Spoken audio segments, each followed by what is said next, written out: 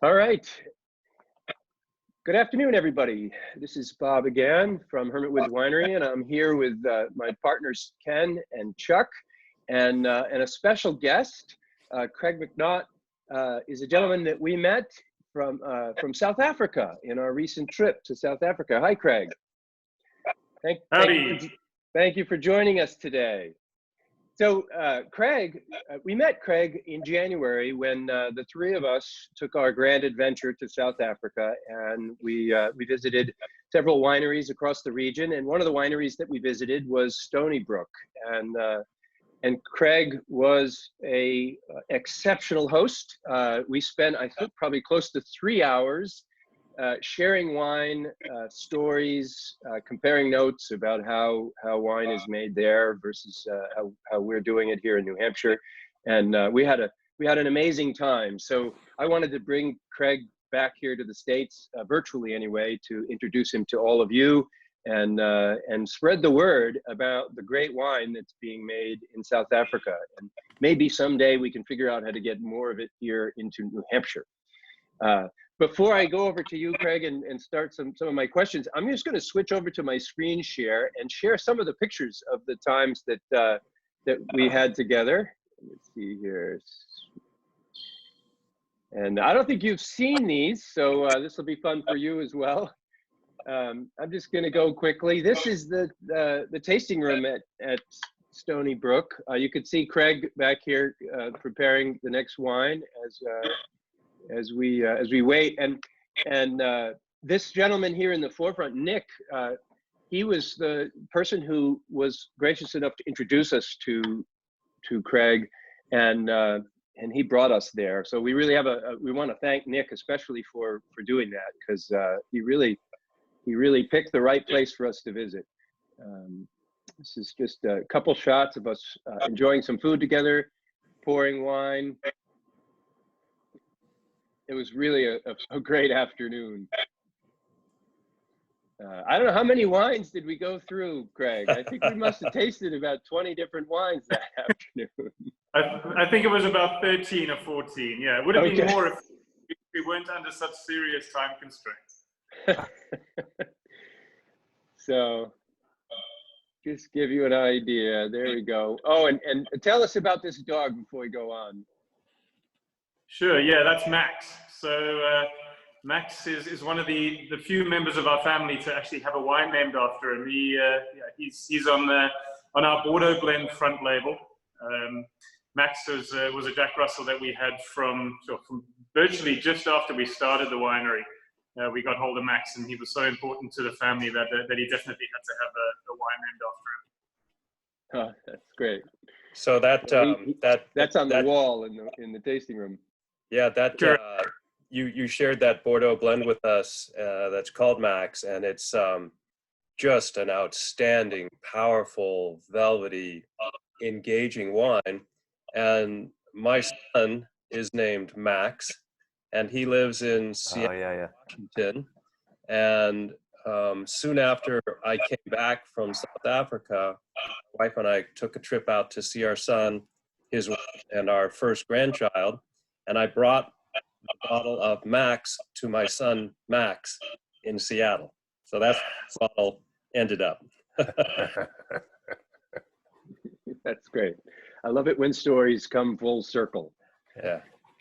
So, so now that we've shared a little bit about our visit with you and how we met, why don't you take it away, Craig, and tell us a little bit about yourself and maybe a little where you grew up and how you ended up where you are today. Sure, yeah, so I grew up, I've been in South Africa my whole life pretty much. Born and raised in the Eastern Cape of South Africa, not much wine going on there. But my folks were based out of there after they moved from Cape Town. My father was a GP, so he was a doctor. My mother was a junior school teacher.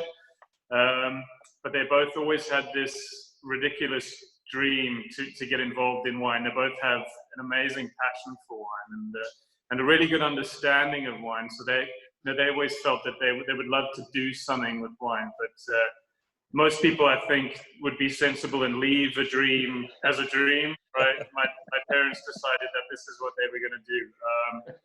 Yeah, so we moved out to the Cape in the late 80s. We bought a piece of land which is now known as Rickety Bridge. So that was an old fruit farm in the center of the Franschhoek Valley that we converted into a small winery. And then in 1994, my folks made the decision to sell up there and try to find something that allowed us to make more premium wines that really reflected why they got into the industry. So I was still really young at this point. In 1994, I was only 10 years old, so I didn't have any aspirations of becoming a winemaker or getting involved in the business. I think I was still figuring out how life worked. Yeah, and then we moved up here to Stony Brook, which also was a really tumbled down old fruit farm, which my folks somehow managed to convert into what it is today.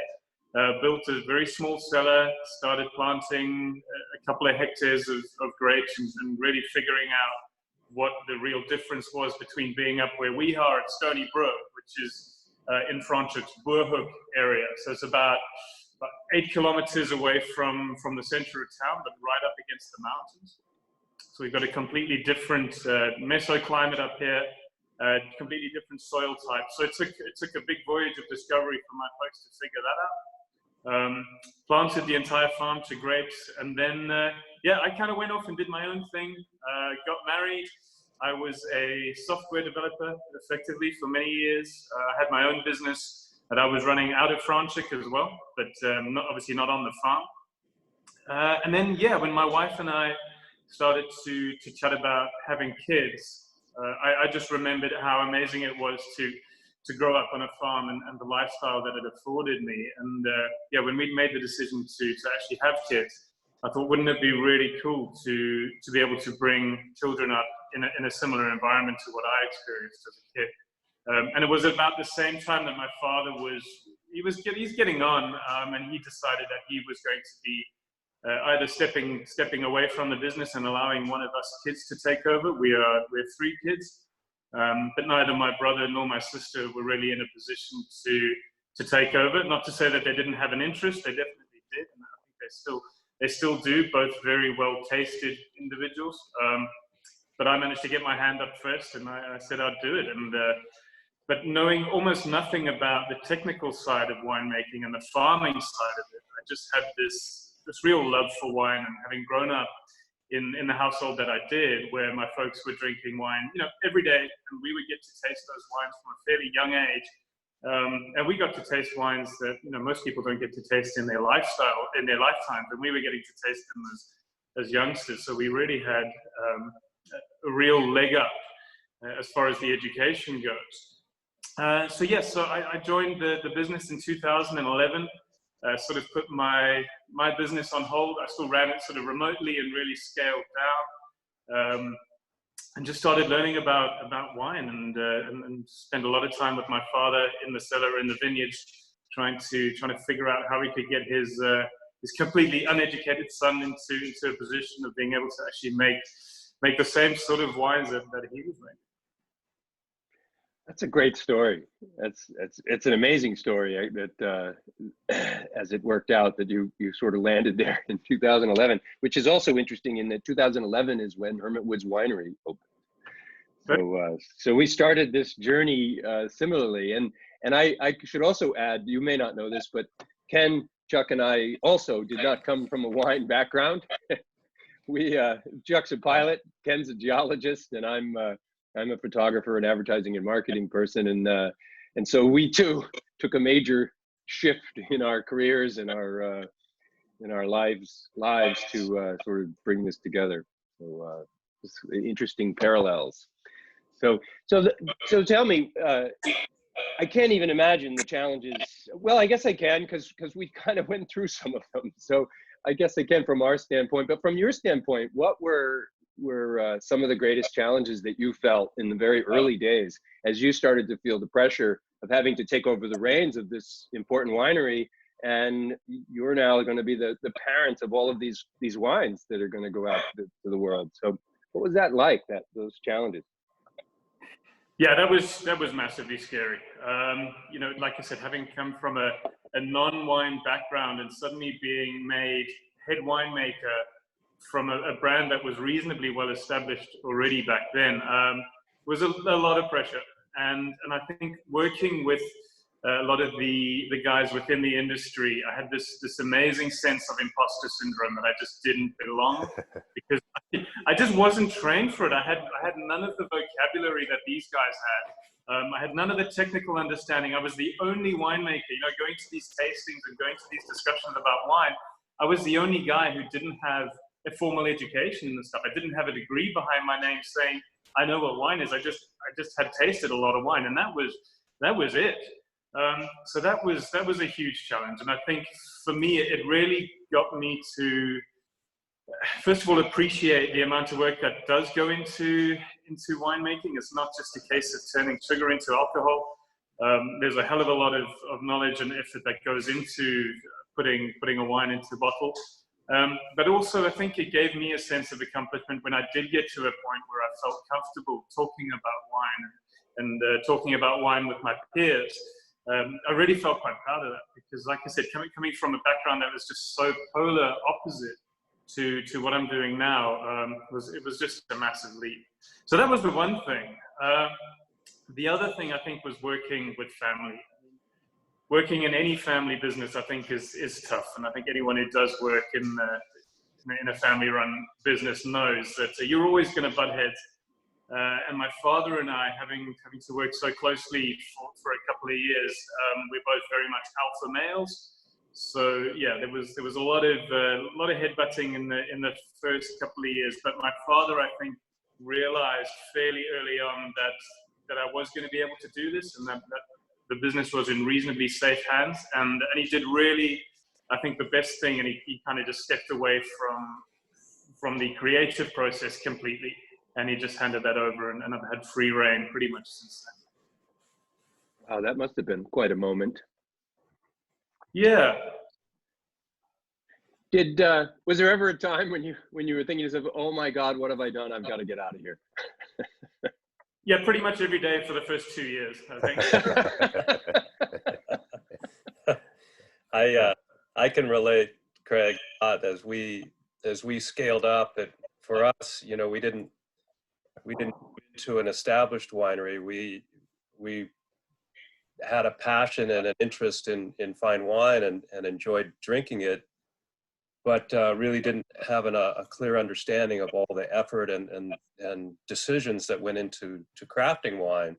And so we started off at a small hobby scale, but it quickly grew and got to a point where we were growing fairly rapidly, and I was having to try to understand new volumes, new scales of operation, and the significance of screwing up became a lot more substantial. It's one thing if you mess up a 19-liter carboy or a 50-liter batch. It's another thing when you've got 2,000 liters of going, or 5,000 liters. It becomes much more worrisome. But at the same time, you realize that in some regards those larger scales are a little more forgiving, and you start to have a confidence that you don't need to stress about it, that if you follow the ideas that make sense to you and some protocols that have worked in the past, that scaling up that can work, and you can get on and go with it. And one of the things that I remember of my time there with you is about have sort of a parallel background where we don't have the strict technical training. And so that gives us the opportunity to use our creative ideas. We know what we want to taste, and we can think without too much of a paradigm to pursue that. And your wines really encapsulate that. You bring to the glass a true distinctive product that has all of these beautiful components, and I love it. It's not, as I recall, you don't cook up wine by numbers or by how people have said this is the way you do it. It's a much more open-ended creative process. It's the same thing that we take at Hermit Woods, and I love that parallel a lot. Great. Yeah, I agree with that so much. And I think that's something that really makes us quite different in the industry, is that we're not a business that is dictated to by a board of directors who have a specific business plan in mind for the wines. You know, I don't have to put a specific wine in the bottle if I don't want to. So I'm allowed to have a lot of freedom of expression, and I can really be extremely creative and put whatever I want into the bottle. And that means I'm putting the wines that I want to drink out to market. I'm not trying to create wines that I think are going to sell well. I put wines in bottle that make me proud, and wines that I think will make my family proud as well. And it's quite cool. It's something that I really enjoy, and it's, I think, the thing that's kept me in the industry for so long. And coming back to, you know, having the freedom to make mistakes, that's so important, especially in the early days. And that's something that really got me through my first couple of years here was, you know, when I was working with wines, it was generally in really small batches. You know, most of our wines are only between 3,000 and 4,000 bottles per wine, but we do a big range. So again, I'm allowed so much room to express myself, and I am given that freedom to mess up. Yeah. So Craig, have you figured out what you want to be when you grow up? I think given the current circumstances, Bob, I think alive would be a good start. But to be honest, I'm so happy in what I'm doing at the moment that I'm not really wanting to change too much. I think I've done enough different things as a youngster that I'm pretty comfortable with what I'm doing now, and I get so much enjoyment out of it. So yeah, from a business point of view, we've grown the brand pretty substantially since I took over. We were producing around 45 to 50,000 bottles a year back in 2011, 2012. And this year, if everything goes according to plan, we should be able to break almost 100,000 bottles for the first time at Stony Brook, which is very exciting. But yet, in the future for the business, I don't really want to grow it too much more than that, to be honest. I feel, you know, once you get past a certain point, you're not really sustaining yourself from your own grapes and from the grapes in your immediate surroundings, and you have to start looking elsewhere. My big thing is having a real identity around Stony Brook. And Stony Brook for me is a real representation of what we feel we should be doing with Franschhoek fruit. And I think once you get past a certain number of bottles, you're no longer able to rely purely on fruit in your immediate surroundings, and you have to look elsewhere. So I'm pretty happy with where Stony Brook is at the moment and the way it's going, but got some other stuff in the pipelines as well. Got a little brand that we'll be launching this year, which is a joint venture between myself and one of my close friends who's also a winemaker. Has been put slightly on hold due to the pandemic, but we've got the wines in tank at the moment, just about ready to be bottled. So there is stuff happening in that. Yeah, looking forward to growing that. Cool. Can you share any more about that project, or is it kind of a secret at the moment?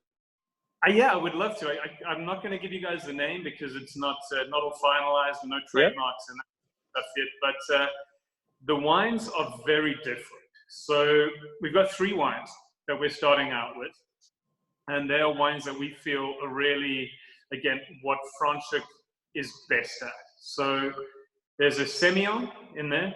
So Semillon, not the most widely planted variety in the world. A lot of people, you know, have very, very seldom actually tasted a single variety Semillon, but we're approaching it in a completely different way. So what South Africa has usually done with Semillon is we've picked it generally quite ripe. It's a variety that drops acidity very, very quickly. So you tended to get these Semillons that were very ripe, reasonably big alcohol. And then the way that everyone made Semillon in South Africa in the past was to put it into oak, make it in a very oxidative, quite voluptuous style, focus a lot on that mouthfeel that comes from the oak and generally malolactic fermentation, and then bottle them and expect them to just be drunk in 5 to 10 years. That was always the standard approach to Semillon. What we're doing is something completely different with our Sem. We're treating the grapes in a slightly more Hunter Valley style, where the grapes are harvested probably just before full phenolic ripeness. So there is a lot of acidity still in the grapes. There's a lot of brightness. And the alcohol is super low in the wine. At the moment, it's just under 11%. Whereas traditionally in South Africa, with Semillons, you're probably looking between 12.5 to 13.5, sometimes even 14% in your Semillons. So the wine is super bright, super crisp. The acid is incredibly focused.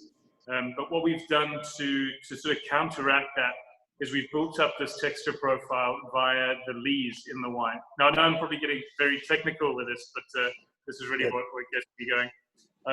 We stir up the lees after the fermentation to build mouthfeel, to build body in the wine. There's no oak in the wine at all, which is highly unusual for Semillon. So it's a stainless steel fermented, super bright, but really big, rich, textured Semillon that will be quite interesting while it's young.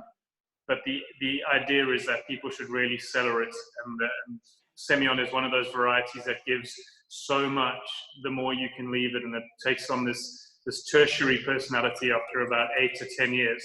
And you get these really wonderful, leathery, hazelnutty beeswax characters that you don't really get from any other varieties. So that's the one wine.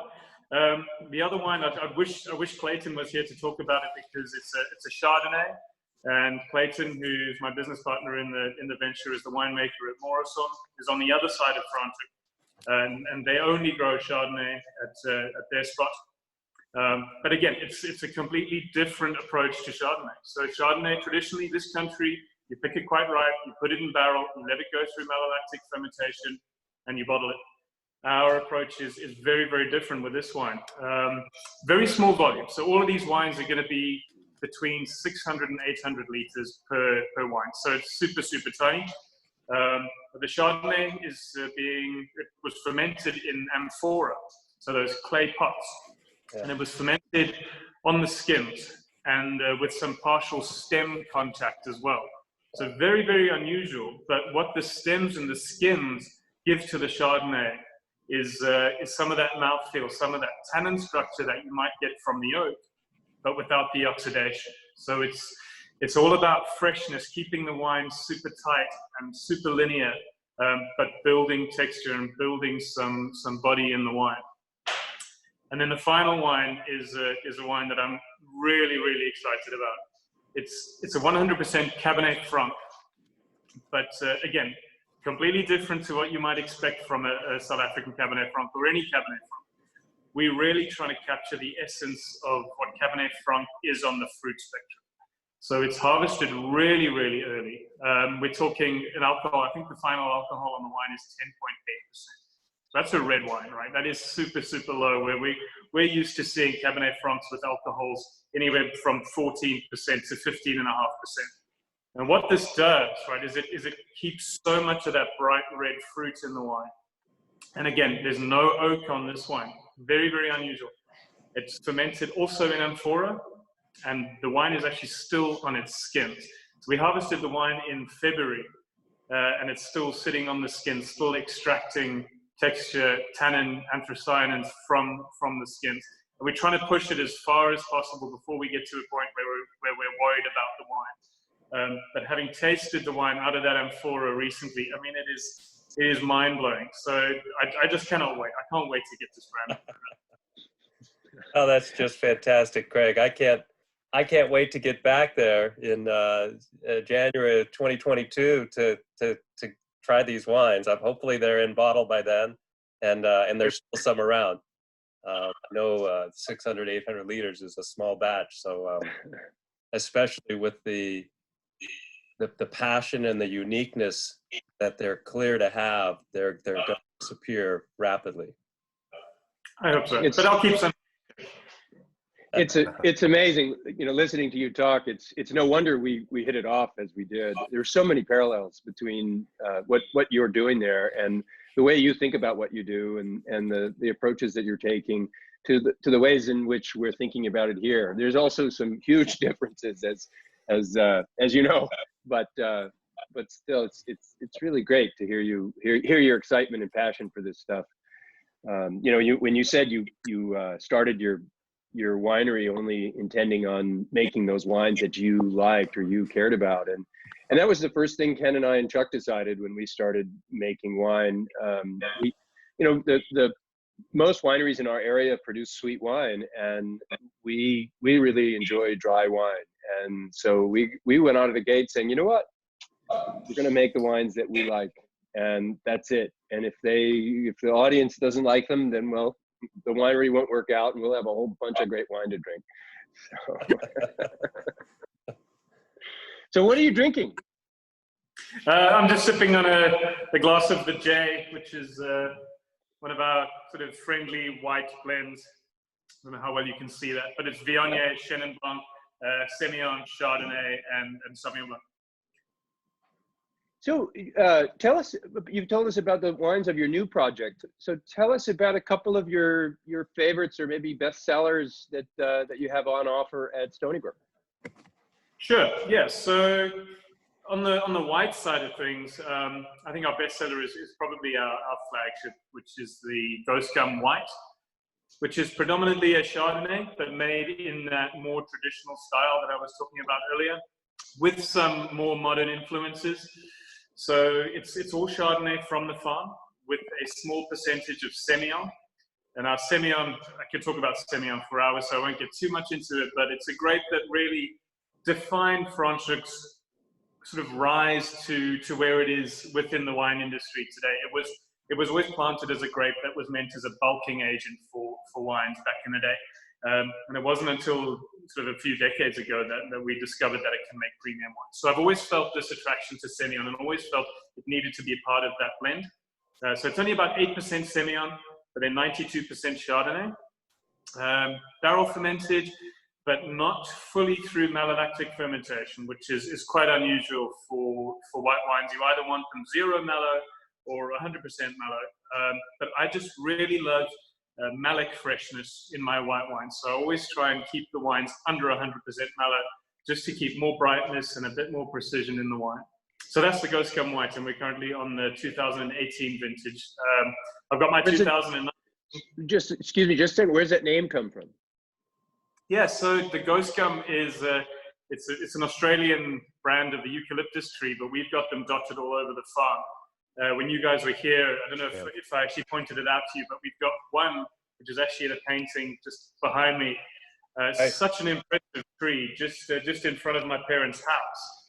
It's hundreds of years old, and it's a huge tree. One of the most impressive features of the farm, and it's called the Ghost Gum, or it's got the nickname Ghost Gum because most of the year it has this reasonably dark bark encompassing it. But once a year, it loses that dark bark and goes this very tasty, sort of ghostly white color, where the name comes from. That's super cool. So I'm looking at your tasting sheet here from when we were there. The Ghost Gum White 2018 sells for 140 Rand. Is that still the going price? We've recently had a price increase now. I think it's 150 Rand now. 150 Rand. So that's $7.50. Sounds about right. Yeah, and that's your more expensive white wine. That's our most expensive white wine, yeah. It just blew me away. Everywhere we'd go, we'd get these great handcrafted wines for under $10. You can't do that here. I don't think there's anywhere that's possible. And they're just fantastic wines. Now, to get the wines here is a whole nother problem. It's whatever 8,000 miles between here and there. And you guys aren't even allowed to export or sell wine or do anything right now. Is that correct? So we are not allowed to sell wine locally. Where are we? Today is Saturday. We were allowed, as of yesterday, to start exporting wines again. So wines are only transported if they're on their way to the harbor or to your freight forwarder to be exported. But otherwise no wine sales. But so the good news is that South African wines will be making their way to your shores fairly shortly. Good. So did I hear correctly? I was following the news recently about that situation, and it seemed like about a week or two ago, or not that long ago, South Africa passed some rules that allowed further distribution outside the country of wines, and then only a few days later shut it down. And it sounds like now, a few days later again, they've opened it back up. What's the story with all of that? Yeah, I'm not 100% sure, but I know there's been a lot of back and forth between government and the various stakeholders in the industry. So I think the government has been quite flexible in all of the rules that most of the rules that they've put down. They're not completely unreasonable, and they're not trying to be tyrannical. So I think they've been open to the concerns of the industry, and I think it was brought to their attention that so many wineries in South Africa rely so heavily on the export market, and it's not affecting anything domestically besides revenue, right? I mean, we need to encourage, we need to stimulate the economy, and the best way to do that is to export product. And I think they've seen reason, and so I think that's the reason why there's been that back and forth. And yes, you can do it. No, you can't do it. To now, okay, yes, you can export wine again. Great. So you told us about the Ghost Gum. What's next? What's another one you were started to tell us about? So I mean, I'm always excited about what South Africa is doing with sparkling wines. And South Africa has this brand of sparkling wine called Cup Classique. I think we do a pretty tidy one called Lyle. We're on our 2015 vintage of that. That is 100% Chardonnay-based Cup Classique, made entirely in the Method Champenoise style, as are most sparkling wines in this country. Most of them follow the Method Champenoise quite strictly. So I think we fill this wonderful gap in the international market between champagne, which is obviously quite highly priced, and maybe your Prosecco's and your Cavas. I think we fit as an industry quite nicely in between those two, both from a quality perspective, where I think we punch well above our weight, and also from a price perspective. So yeah, ours is quite a serious one. It's like I said, we're on the 2015 vintage, meaning that the wine's been in bottle now for 5 years. So we take that wine extremely seriously. We only use what's called the cuvee fraction when we press the grapes. So we take the whole bunches, put them in the press, and from every ton of grapes that we press, we only extract 512 liters of juice, and that's known as the cuvee fraction, and that's where the French consider your ultra premium fraction to be. So your first 512 liters. We do, again, tiny volume of that, normally only about 2,500 liters. We leave it in stainless steel for only 6 months, and then we put it into glass. We bottle it under a crown cap on the lees, and we leave it on the lees for about 15 months, which most champagne houses don't even do that. But we feel that South Africa is able to offer so much in terms of quality sparkling wines that we've taken that risk, and we've made sure the wines are super clean going into bottle, that they can handle that extremely long period of time before we degorge, put them under cork, and do our dosage and release the wines. Yeah, and like I was saying, I think South Africa is able to do such interesting sparkling wines that I think rival a lot of what the French are doing, but at such a minimal cost to the consumer. That is, I think, such a good proposition for consumers. The wines age extremely well, but they give a lot up front. They're very, very pleasing wines. So yeah, that's one of my favorite wines. During lockdown, my wife and I have been drinking an absolute boatload of our own sparkling wine, mainly because we can't get sparkling wine from anybody else. But it's been going down very, very well. You shared that wine with us, I believe, when we were visiting you, and we too were also very impressed by that. That was just outstanding. So yeah, it was just a beautiful balance of bright flavors and rich velvety mouthfeel to it. It was just fantastic. For our viewers, if you could for a moment, just give us a little bit of the general perspective on the region that you're in. A lot of our viewers don't know about the major regions of South Africa. They know Napa, California better, but just tell us a little bit about your region and its historic place in South Africa as a wine region, because it goes back hundreds of years, correct? Sure. Yeah. So I think the South African wine industry is about 360 years old, give or take. Franschhoek, where we are, is a relatively young wine region in the greater scheme of things. We've always had grapes grown here for a very, very long time, but they were never strictly wine of origin Franschhoek grapes. They were generally shipped off to the co-ops. They went into these massive anonymous blends, and they never had any sense of identity. The bigger regions in South Africa are obviously Stellenbosch, the Swartland, Tiedelenade Valley, and like I was saying, Franschhoek is a reasonably new region as far as owning its identity and trying to have some form of identity around the wines that it's making. But it started out, like I said, as a sort of bulk grape producing area where we grew Semillon and I think Cinsault were the two major grapes because of their bearing capacity, because the vineyards could produce massive amounts, and it didn't matter what the quality was like because the co-ops were generally paying, or they were exclusively paying on weight, nothing depending on what variety nor the volume that was being produced. So guys just used to go, what's the heaviest bearing white variety? What's the heaviest bearing red variety? And they would plant both because it made financial sense. And so that's how we started. And like I was saying, that's where Semillon really started for Franschhoek. And we're one of the only regions in the country that has really started to own Semillon as a grape variety.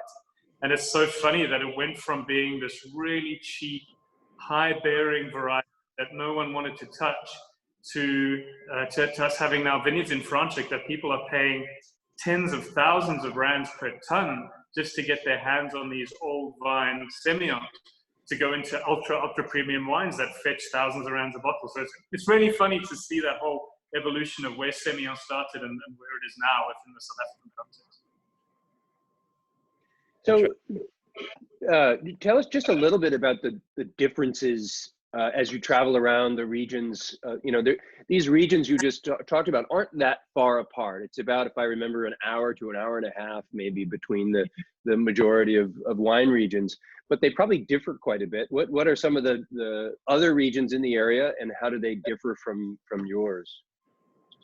Yeah, exactly. So the wine, geographically, the wine growing region in South Africa is tiny. It's exclusively in the Western Cape, unless you include the few vineyards that are in the Eastern Cape and the Southern Cape. But yeah, effectively we span from Cape Town to, I suppose, the last recognized area along the coast would be sort of Plettenberg Bay, and you can do that drive in about 4 or 5 hours.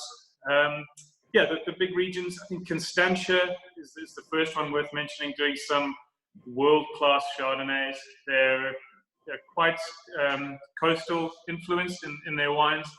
The growing temperatures are quite low. There's a lot of that sort of mist that rolls in from the coast, meaning that they can struggle with ripeness before rot sets in. Some of the stuff, that's why I think you see a lot of Sauvignon Blanc and a lot of Chardonnays. But the wines are super bright coming out of there. The pHs are really low. They're really gravelly white wines, lots of minerality in their wines. They're very precise. Not a huge amount of red being grown there, but there are some exceptions. Eagle's Nest do a very famous Syrah. There's some really good cabs coming out of the Constantia area. And then you move sort of further north and you get to the Swartland, which is, again, it's a region that sort of suffered the same sort of syndrome that Franschhoek did for many years. They were seen as a sort of low quality, high volume area. And it just took a few individuals with the right mindset to turn that place around. I mean, 15 years ago, you probably couldn't talk about the Swartland with someone scratching their head asking you, where the heck is that? Now you can't mention South African wines without talking about the Swartland. So they've done an amazing job. Like I said, it was largely spearheaded by a few producers who really just wanted to drive that quality directive from the regional perspective. And they've done some amazing stuff. Some really good Chenin Blanc coming out of the Swartland. I think it's become really the home of Chenin Blanc for South Africa, if you could take that away from Stellenbosch. Some interesting Rhone varieties being grown there. Great Shiraz, Grenache, Mourvèdre, Viognier, some really, really awesome stuff. They're doing Marsanne, Roussanne, and again, there's very few rules. In the South African wine industry, you can plant whatever you want to. So the guys in the Swartland have really taken that to heart, and they've planted just about everything that they wanted to, and often with huge success. But it's really the smaller guys that are driving that initiative. They're putting some really, really interesting high quality wines into bottle. And a lot of them are going the sort of slightly more natural route. So the wines are generally very low sulfur. There's minimal intervention from the winemakers and also from the viticulturists. They try to stay away from inorganic sprays, and handling the wines very, very delicately. And I think that's become very important for consumers globally. Then there's obviously Stellenbosch. Stellenbosch, about 20 minutes away from where we are, known for their pinotages, their cabernets, Chennons. You'll obviously have heard of brands like Kanonkop, who are one of the really big guys in Stellenbosch, putting South Africa onto people's maps and onto the radar for quality wines. There's Paarl. Paarl do some interesting wines, a warmer region quite close to the Swartland, so generally better suited towards your low acid varieties, the Shirazes and the Chennons. And then the last two regions that I'd talk about are probably Elgin, which is just over the mountain from Franschhoek, about a 40-minute drive from here, doing some amazing high acid varieties. So I would say Elgin are doing some of the best Chardonnays coming out of South Africa. Really good Sauvignon Blanc. I think from a volume perspective, they're probably producing more Sauvignon Blanc than any other region, and for good reason. Their Sauvignon Blancs are world class, and they're just starting to scratch the surface with some of the reds. And then obviously Yemelanada, known as the sort of Burgundy of South Africa. They do largely Chardonnay and Pinot Noir, and some seriously good examples of those. I just love listening to the passion that's coming through in your voice about all of this. It's just amazing that you said just 9 years ago or so you weren't even in the industry, and now you're so deeply infused into it and so knowledgeable about it. So you've come a long way. It's really outstanding. And it really, I mean, it could really. Bob and Chuck and I were just blown away by the depth and coherence and exceptional wines that were being produced in South Africa. That it's a very mature in so many ways, yet new and vibrant in a lot of different ways as well, and so well grounded and producing exceptional wines, some of which from old vines that have been there for a long time, and it takes decades, if not centuries, to figure out which sort of microclimates are ideal for the best grapes, that took place in France and other parts of the world, and just taking place in California and Washington and Oregon and in the northwest of our country. And it was just blew our minds, opened up, and it's really nice to hear you give us that sort of overview of what's going on in South Africa, so that when we come back with a group of wine lovers, we want to try to capture some of those differences, go to those places and try those exceptional wines, because there's, like you said, it's a short drive to all these different regions. And it's like going from Provence up into Burgundy or Champagne or over to Bordeaux. You can cover a lot of different unique areas that are working with different grapes or the same grapes in different ways, and giving different expression to those particular areas. That's what makes South Africa so amazing too, that it's very concentrated but diverse at the same time.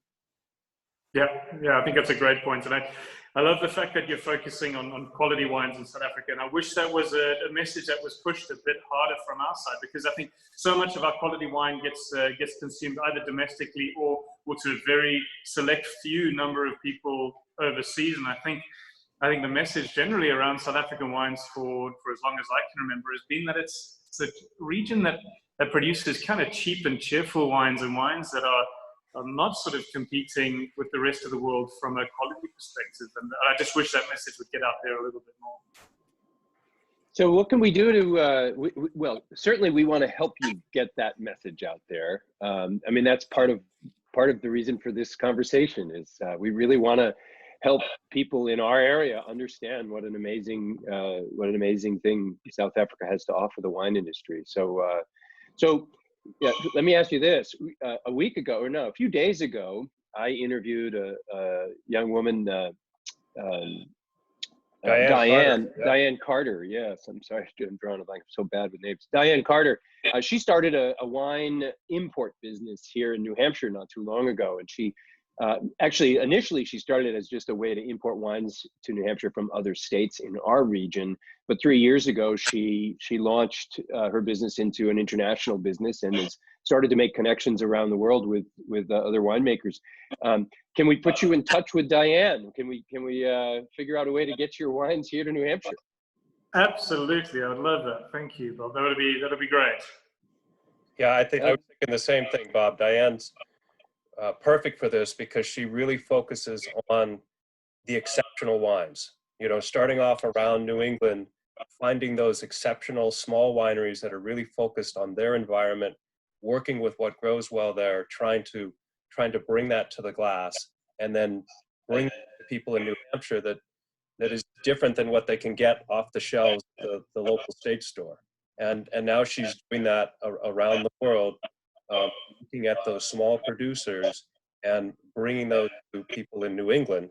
And she has hopes to expand her business not only for New Hampshire, but other New England states. And so it's young, it's a long range view, but this is really the way it gets there. So the first is to let people know what's going on there, that you have the history and the capability and are showing the true product that's exceptional and outstanding.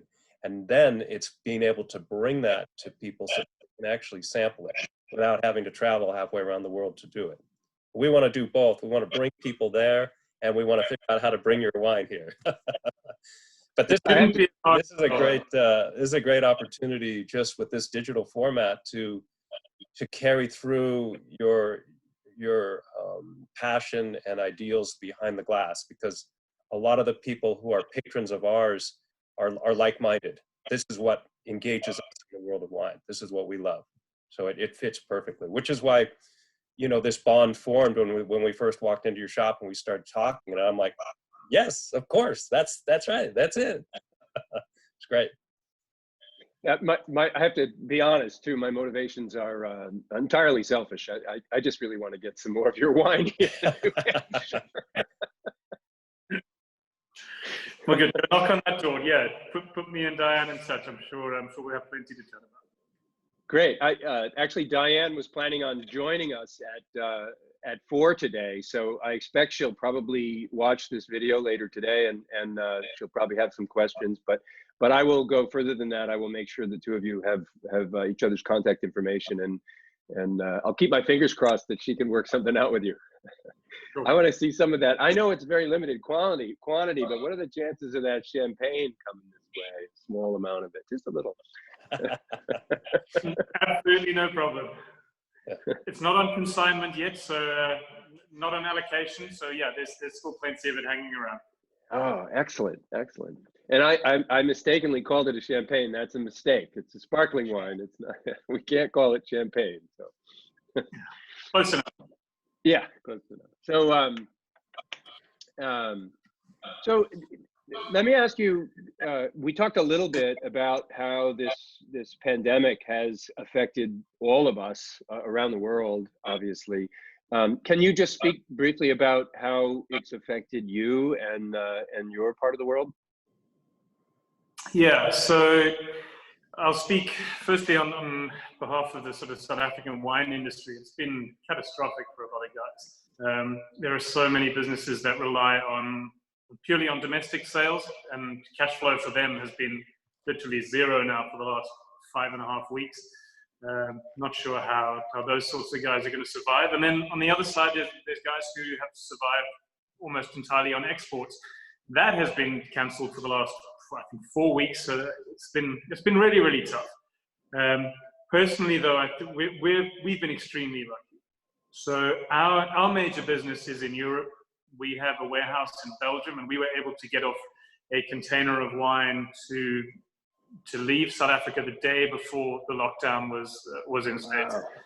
Those wines have just arrived in Belgium, so we're now able to sell those. So we have been so incredibly fortunate. But to be honest, I don't know how the other businesses in South Africa are going to make it through this if this carries on for much longer. I mean, I worry so much about the restaurants.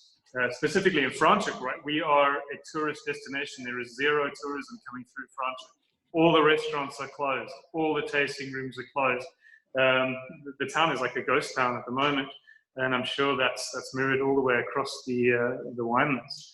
So yeah, it's been an incredibly trying time, but South Africans are a very resilient people. I think we will be stronger for this on the other side of all of this. Good. I glad to hear it. Looking forward to being on the other side of all of this. So,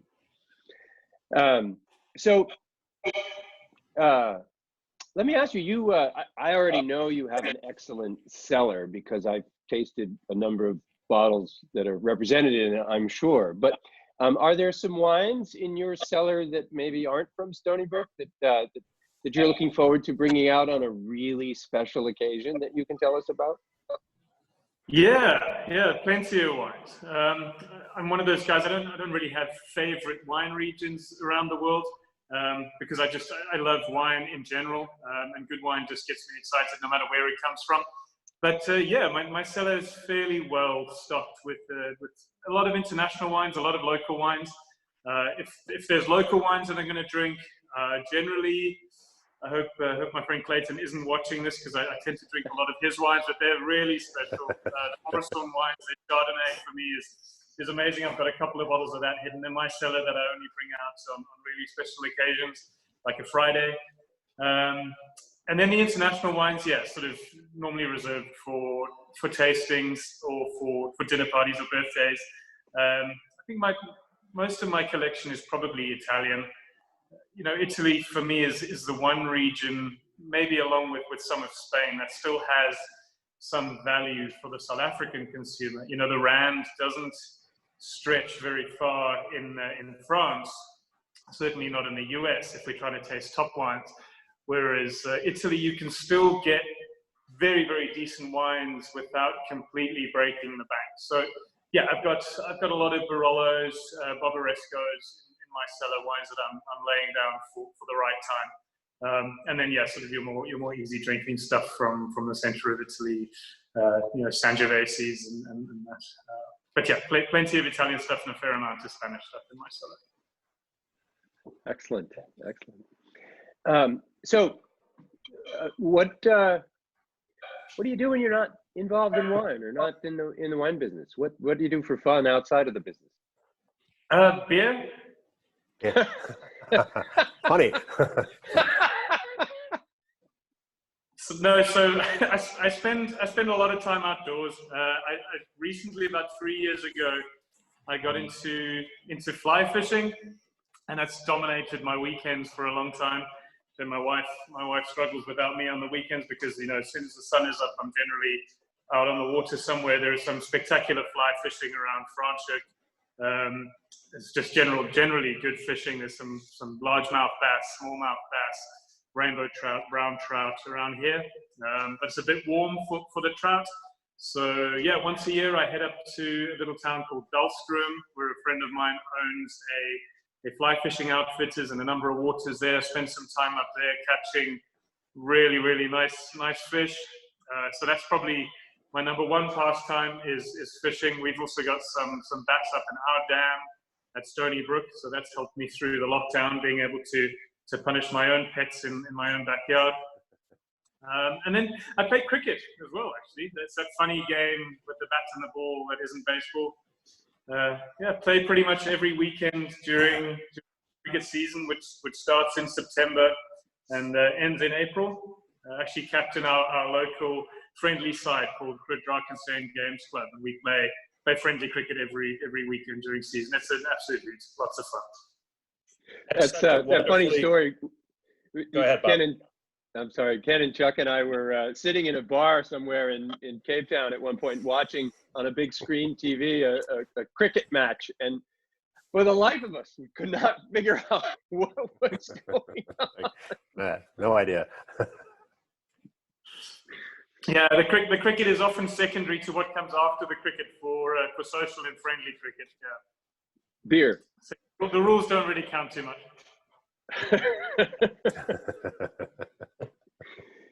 So another somewhat personal question.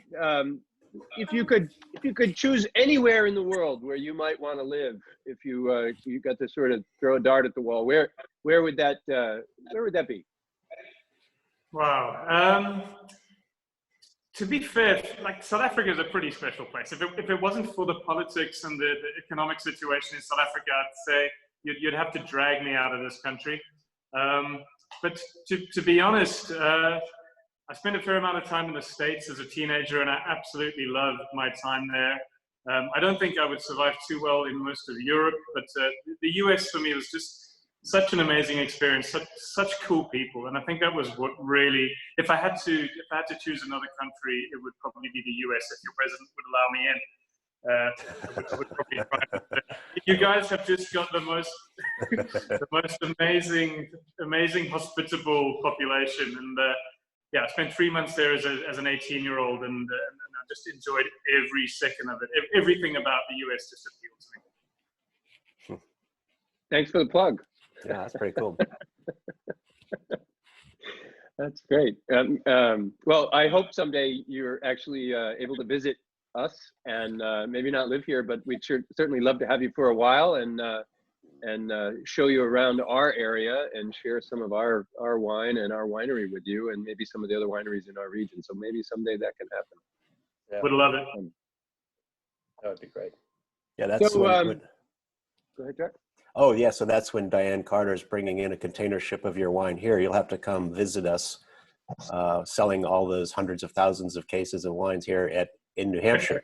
So that could work out. And we have a lot of fishing here too. Fly fishing is a pretty big deal. A lot of cold rivers and fly fishing only areas right around here. And the other thing I've noticed in wandering around is that there's a lot of families out fishing, taking their children out now that you really wouldn't see before this lockdown. It's kind of great because that's really is one of the fun things you can go do here. And to see dads and kids out fishing is something I haven't seen since I was in high school. So it's pretty maybe a good side effect of this isolation, for family isolation, that they got to get out of the house and do something. And the weather here is turned. We're going into our summer now, and tomorrow is going to be 70 degrees Fahrenheit, 20 degrees C. So we're all excited. I'm going to get my motorcycle out, and I think Ken, Bob, and I are going to go for a motorcycle ride, right? With social distancing and all that. I'll join you, Chuck. Okay. We'll go. Okay. We'll take pictures for Bob. Yeah. Okay. All right, we'll see what we can do.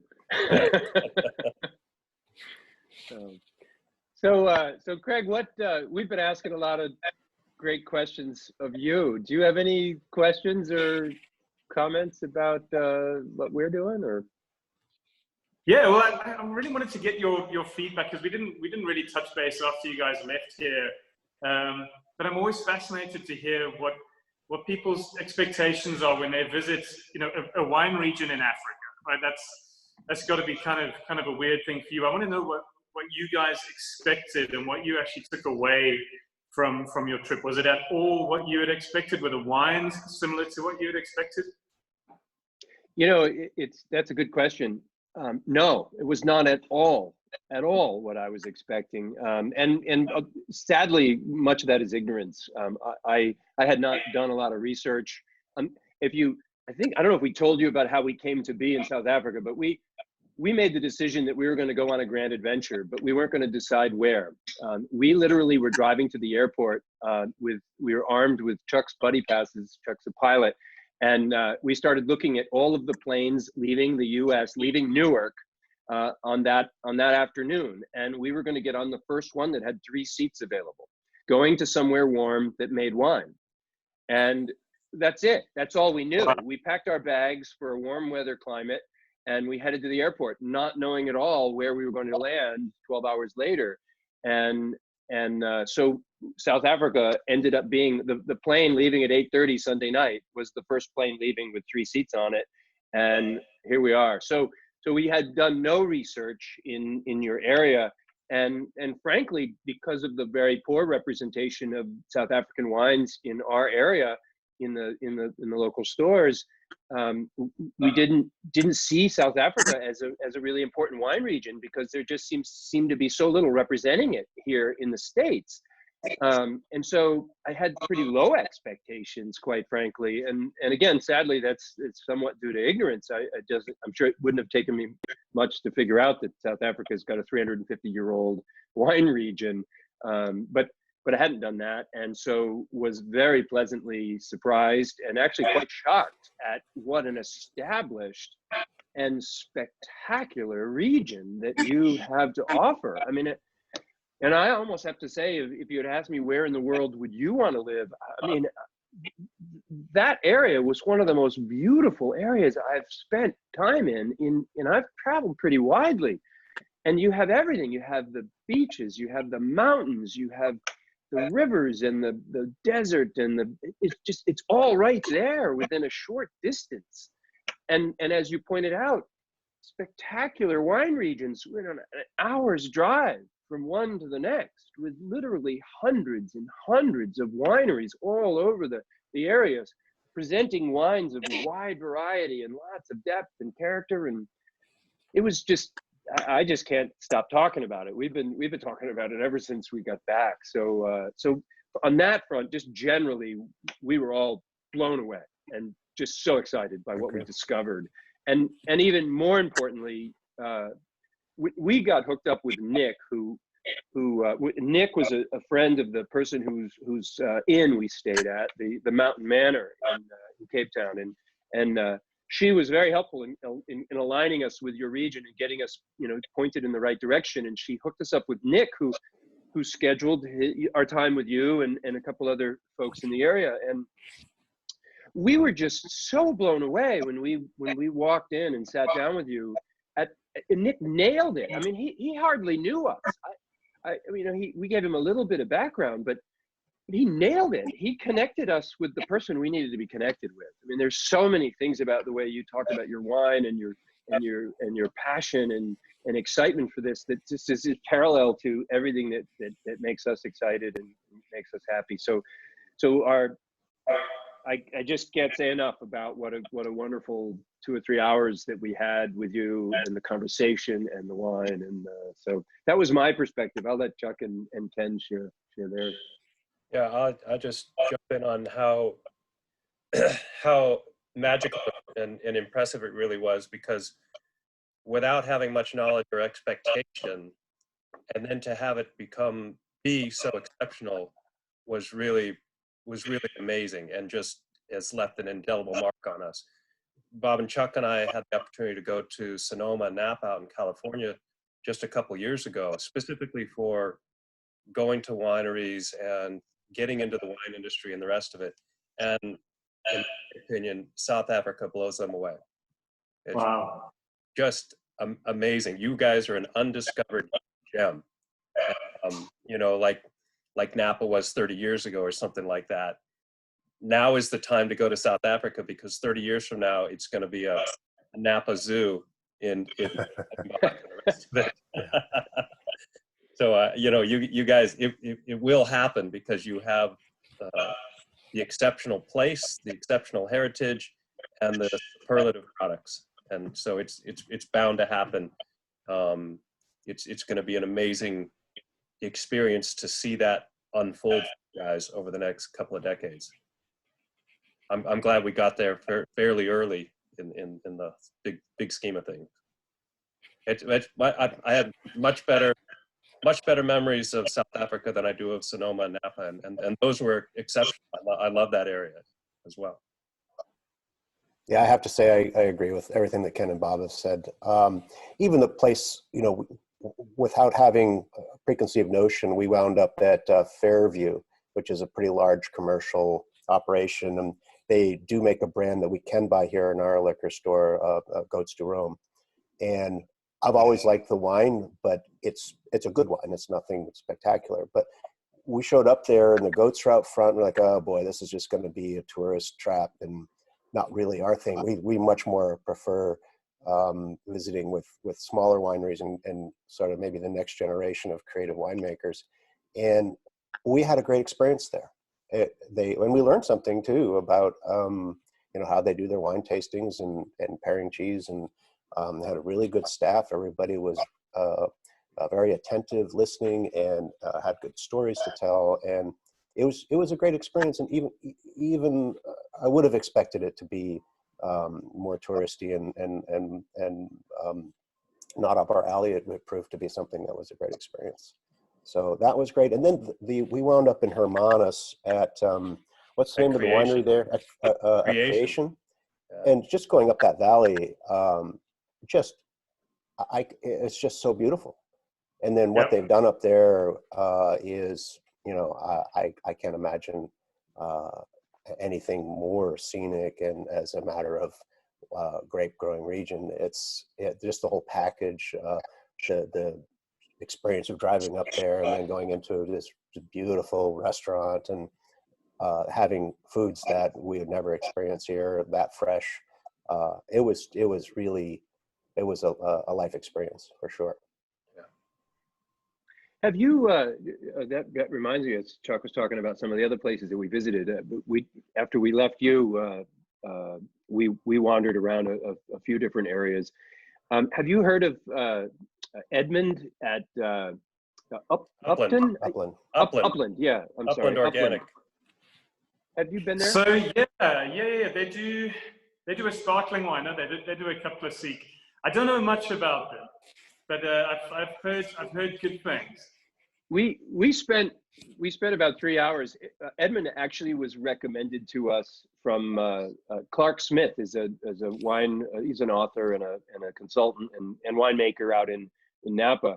And we've gotten to know Clark over the last 5 or so years. And when we were heading, as soon as we knew we were going to South Africa, we sent an email to Clark and said, who should we see? And he said, well, I worked with this guy in South Africa for a period of time, and you have to absolutely go visit him.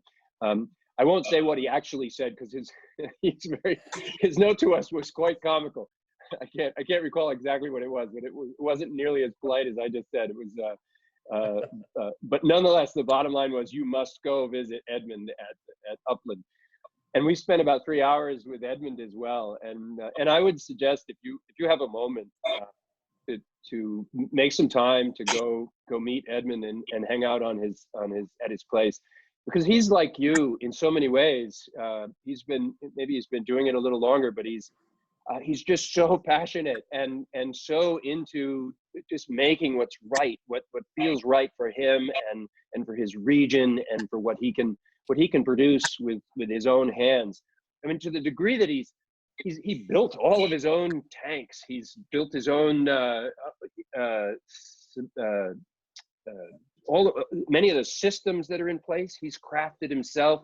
He's very handy that way. And he's in this just kind of, his place is just tucked into this little mountainside, and so much character. He's pressing his crusher to stemmer is from the 50s. It's this big industrial cast iron tank-like looking thing that he still uses to handle his grapes. And it's all organic, and he makes spirits. He does some of the most amazing brandies. So anyway, if you haven't had a chance to visit him, I would highly recommend you make it a point, because I think you'll be really thoroughly impressed. Cool, I'll do that. Thank you. Where exactly? If you want to blow your mind in the world of winemaking, Craig, Edmund definitely encompasses that. I think, like for me, I was just shocked that the equipment and format that he works under was just strange and unusual. And he's one of these guys that got very excited about the organic, non-sulfur, sort of biodynamic approach to growing his wines, and then using micro-ox to elevate and provide some antioxidant strength to his wines.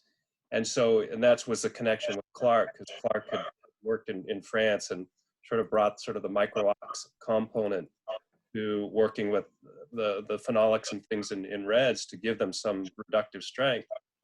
And we tried a 2009 Cabernet that he grew and fermented there with 0 sulfur with his micro-ox. And it was vibrant, beautiful, luscious, just an incredible wine. And so it's really, it's a shocking sort of format. If you come from an established winery and you understand sort of sterilization procedures and modern equipment, the rest of it, and you see this sort of format, it reminded me of Gideon Beinstock in the foothills of the Sierras outside of California, another Clark Smith connection that we went to.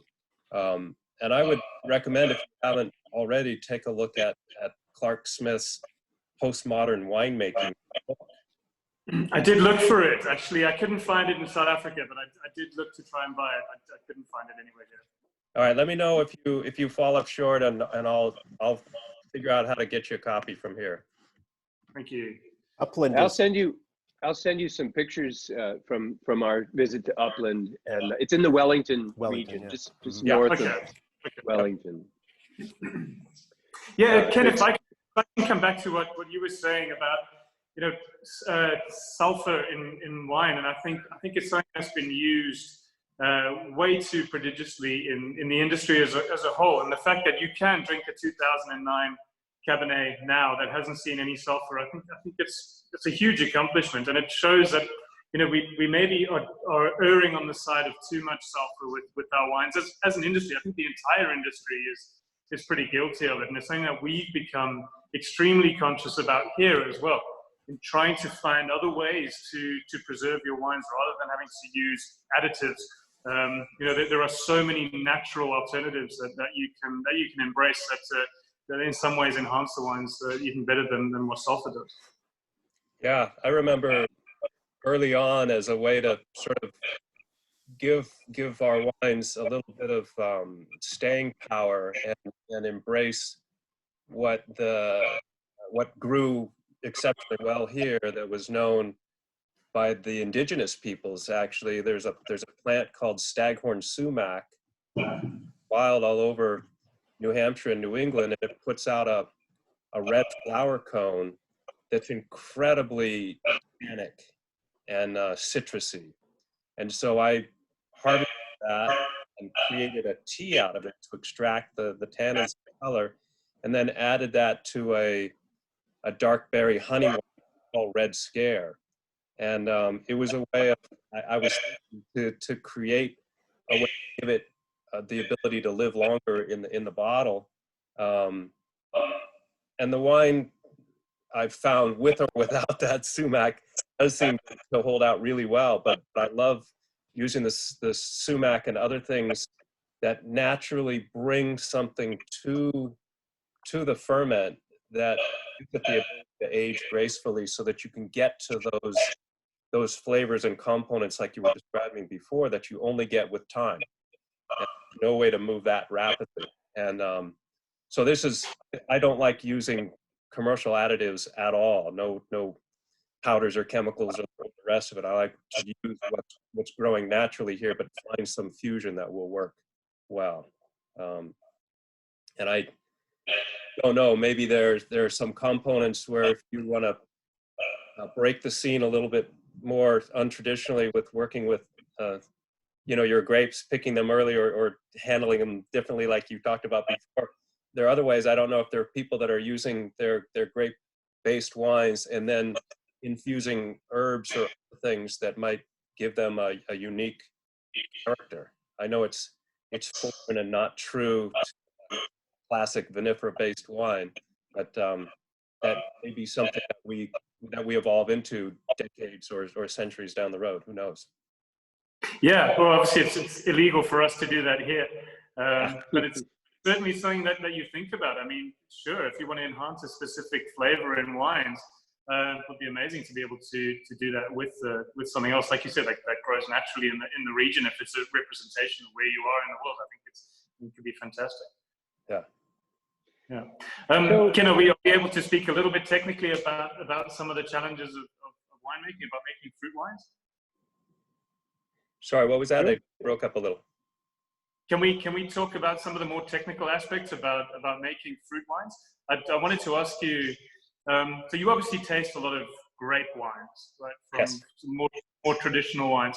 And you, I mean, am I right in saying you make exclusively fruit wines at Hermit Woods? If you include grapes as fruit, yes. But the amount of grapes that are used at Hermit Woods amount to about 10 kilos. That's okay. it. So very small, maybe 50 liters of wine or something that we work with. The rest of it is done entirely with non-grape fruit. Some vegetables are used and some flowers are used. We use honey, use maple sap, use various sources of sugar like that to be able to produce the alcohol through fermentation.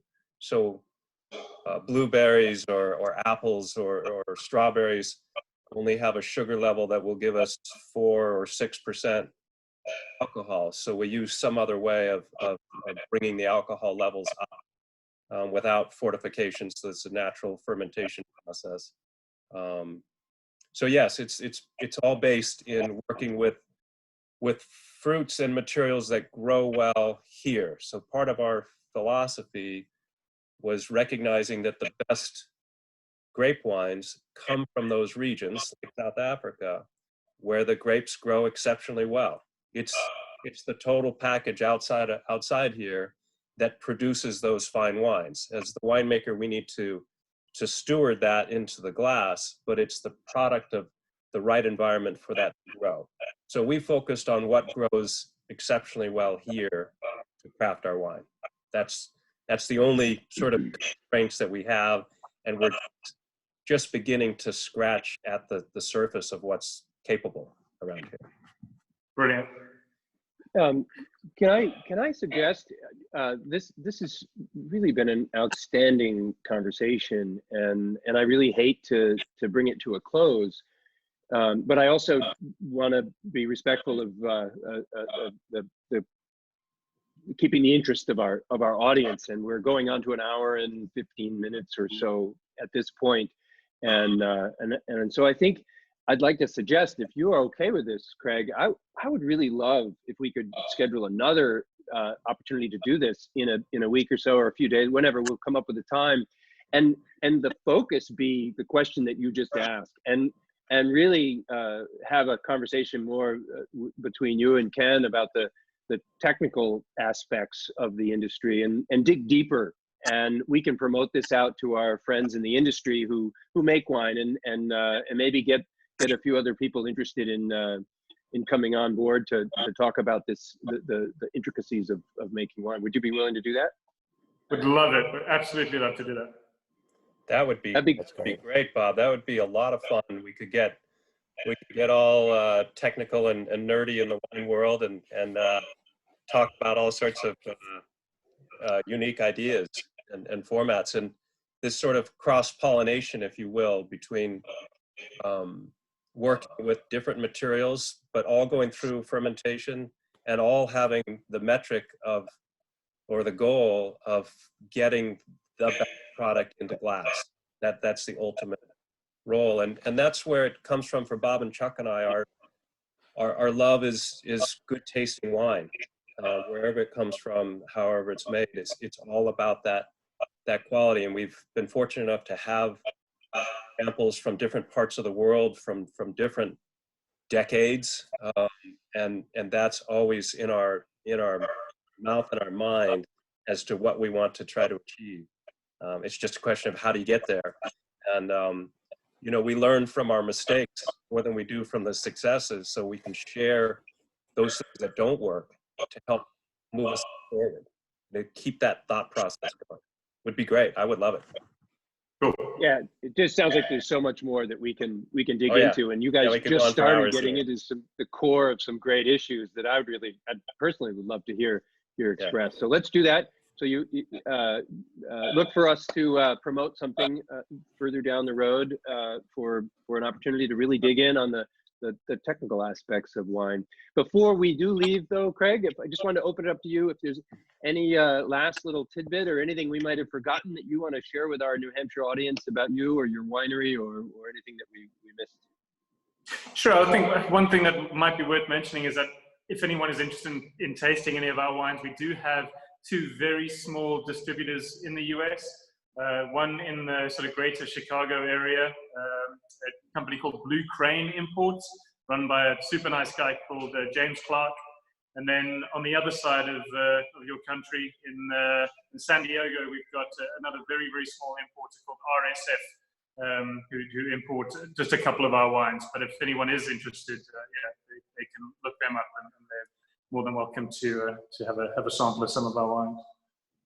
Great. Excellent. Thank you. And we're going to do our best to see to it that you soon have a new region in the States where you're bringing your wines to New Hampshire. We'll see if we can make that happen. That would be great. So Awesome. I want to bring this to a close. I want to thank you so much for coming on board with us and talking to us today. It's really been a pleasure, and I cannot wait to get back to South Africa to see you again in person, to drink some more of your wine, if we can't get it here before then, and share what you're doing with our club members and our guests at Hermit Woods. Like I said, we're going to try and do that in 2022, in January of 2022, and reimagine our trip with our customers. So all of you out there, this is a dream of ours. If you want to stay in touch with us and take a trip with us to South Africa, stay in touch, and we'll see how we can make that happen in a couple of years, or a year and a half or so. I'm going to bring this to a close. I want to again thank you. And if any of you have, this video has been pre-recorded, and if any of you have any comments or questions, please leave them in the post. And Craig has agreed over the next couple days to get back to the post and answer questions that you might have specifically for him. And obviously Ken and I and Chuck will do our best to answer your questions as well. And we thank you for joining us today. And we look forward to continuing this conversation sometime in the next few days or week and having you back. So thank you. Thank you. Cool. Cheers, guys. Greg. Cheers. Have a good afternoon. Cheers. We'll talk soon.